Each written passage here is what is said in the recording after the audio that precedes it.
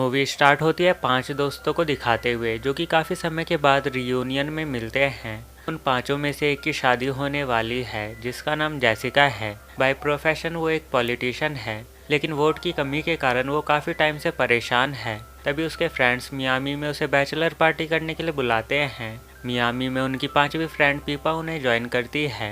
वहाँ पर वो लोग मिलकर काफ़ी ज़्यादा मस्ती करते हैं और वापस रिजॉर्ट पहुँच जाते हैं। वहाँ पर मज़े करने के लिए वो एक मेल स्ट्रिपर को बुलाते हैं, पर एंटरटेन करने के दौरान वो स्ट्रिपर जेसिका को अनकंफर्टेबल कर देता है, जिससे कि जेसिका वहाँ से उठ जाती है। लेकिन पार्टी ख़राब ना हो जाए इसलिए एलिस उस स्ट्रिपर के साथ मस्ती करने के लिए तैयार हो जाती है और उस स्ट्रिपर के ऊपर कूद जाती है, जिससे कि स्ट्रिपर का बैलेंस बिगड़ जाता है और उसका सर टेबल के कोने पर लग जाता है, जिससे कि उसकी मौत हो जाती है। ये देखकर सभी लोग डर जाते हैं और तभी जेसिका के फियोंसे का कॉल आ जाता है। उसका नाम पीटर है और वो भी अपने दोस्तों के साथ बैचलर पार्टी कर रहा होता है। लेकिन स्ट्रिपर की मौत के कारण जेसिका काफ़ी ज़्यादा डरी हुई थी, इसलिए वो पीटर का कॉल काट देती है, जिससे कि पीटर को लगता है कि जेसिका उसके साथ शादी नहीं करना चाहती। इसलिए पीटर जेसिका से पूछता है कि वो उसके साथ शादी करेगी या नहीं, लेकिन जेसिका की दोस्त उससे उसका फ़ोन छीन लेती है और नहीं नहीं बोलकर फ़ोन को तोड़ देती है, जिससे पीटर को लगता है कि जेसिका ने अब सब कुछ ख़त्म कर दिया है। लेकिन जेसिका की फ्रेंड ने फ़ोन इसलिए छीना था ताकि वो बिना लॉयर से कंसल्ट करे किसी को मर्डर के बारे में ना बताए, वरना वो लोग मर्डर में फंस सकते हैं। फिर वो अपने एक अंकल को कॉल करते हैं जो कि एक लॉयर है। उनके अंकल बताते हैं कि अगर वो लोग लाश के साथ पकड़े गए तो उन्हें कम से कम 5 साल की सज़ा तो होगी ही, इसलिए इस बॉडी को तुम्हें ठिकाने लगाना पड़ेगा। तब वो लोग मिलकर इस लाश को ठिकाने लगाने का डिसाइड करते हैं।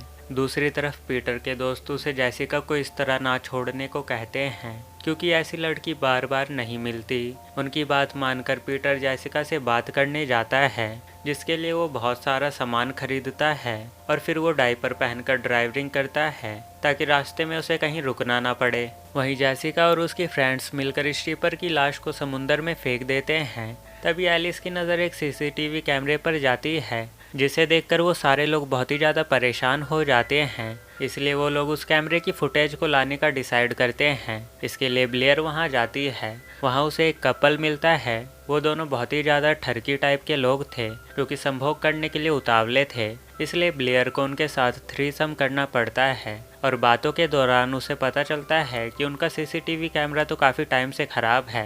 ये जानकर ब्लेयर को काफ़ी ज़्यादा गुस्सा आता है, क्योंकि उसे बेमतलब में ही ये सब करना पड़ा। इससे उसे काफ़ी ज़्यादा बुरा लगता है, पर वो सारे खुश भी थे क्योंकि अब वो पकड़े नहीं जाएंगे। इसलिए वो सारे दोबारा मज़े करने लगते हैं और वापस उसी बीच पर जाते हैं। वहाँ पर वो लोग देखते हैं कि स्ट्रिपर की बॉडी किनारे पर ही पड़ी हुई है, जो कि समुंदर की लहरों के कारण किनारे पर आ गई है। फिर वो सब मिलकर दोबारा स्ट्रिपर की बॉडी को अपने साथ ले आते हैं और फिर से एक प्लान बनाने लगते हैं। तभी उनके दरवाजे पर एक पुलिस ऑफिसर आ जाता है और वो उनकी चेकिंग करने लगता है। चेकिंग करते हुए वो फ्रैंकी को काफ़ी गलत तरीके से टच करता है, जिससे कि फ्रैंकी को गुस्सा आता है और वो ऑफिसर को हिट कर देती है, जिससे कि वो ऑफिसर बेहोश हो जाता है। तभी उन लोगों को पता चलता है कि वो कोई ऑफिसर नहीं बल्कि एक स्ट्रिपर है। अब उन लोगों को समझ नहीं आता कि असली स्ट्रिपर कौन है, जो पहले आकर मर गया वो या ये। इसलिए वो सभी मिलकर उसे बेड पर लेटाकर बांध देते हैं और फिर उस लाश को ठिकाने लगाने जाते हैं। इसलिए वो पुलिस बनकर आए स्ट्रिपर की गाड़ी का इस्तेमाल करते हैं, लेकिन कुछ दूर जाते ही उनका एक्सीडेंट हो जाता है। इसलिए उन्हें फिर से लाश को रिजॉर्ट में लाना पड़ता है। अब वो लाश को लेकर पांचों काफ़ी ज़्यादा परेशान होते हैं, जिस वजह से एलिस और जेसिका के बीच में आर्ग्यूमेंट हो जाती है। इसलिए जेसिका गुस्से में बाथरूम चली जाती है। तभी वहाँ पर 2 पुलिस ऑफिसर आ जाते हैं और पहले वाले स्ट्रिपर की फ़ोटो दिखाकर पूछते हैं कि क्या तुमने इसे देखा है, ये बहुत ही ज़्यादा डेंजर क्रिमिनल है। ये सुनकर वो लोग पुलिस को अंदर बुलाकर सब कुछ सच सच बता देते हैं।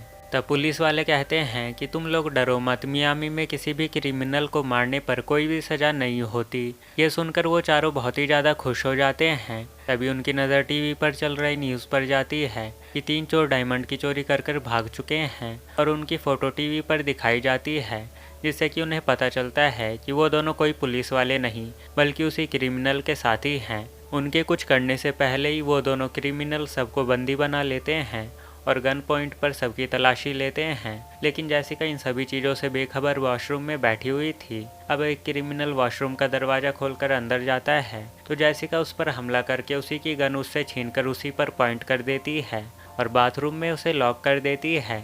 बाहर जाकर वो दूसरे चोर पर हमला करती है, लेकिन वो क्रिमिनल जैसिका पर गन तान देता है। तभी एलिस पैर के पास पड़ी हुई गन को उठाकर क्रिमिनल को गोली मार देती है और जैसिका उसे बेहोश कर देती है। पर बाथरूम वाला क्रिमिनल आकर उन लोगों पर गन तान देता है और तभी नशे की हालत में पीटर आकर रिजॉर्ट में ही कार घुसा देता है, जिससे कि वो क्रिमिनल को उड़ा देता है। और तब जैसिका पीटर को बताती है कि वो उससे प्यार करती है। फिर वो लोग मियामी में ही शादी कर लेते हैं और चोरों को पकड़वाने के कारण जैसिका बहुत ही ज़्यादा फेमस हो चुकी है और इसी की वजह से वो इलेक्शन को भी जीत जाती है और एलिस को एक फूड के पैकेट में चोरी किए हुए डायमंड मिल जाते हैं। और यहीं पर ये मूवी एंड हो जाती है। ऐसी ही और वीडियो देखने के लिए चैनल को सब्सक्राइब कर लो। तो मिलते हैं नेक्स्ट वीडियो में।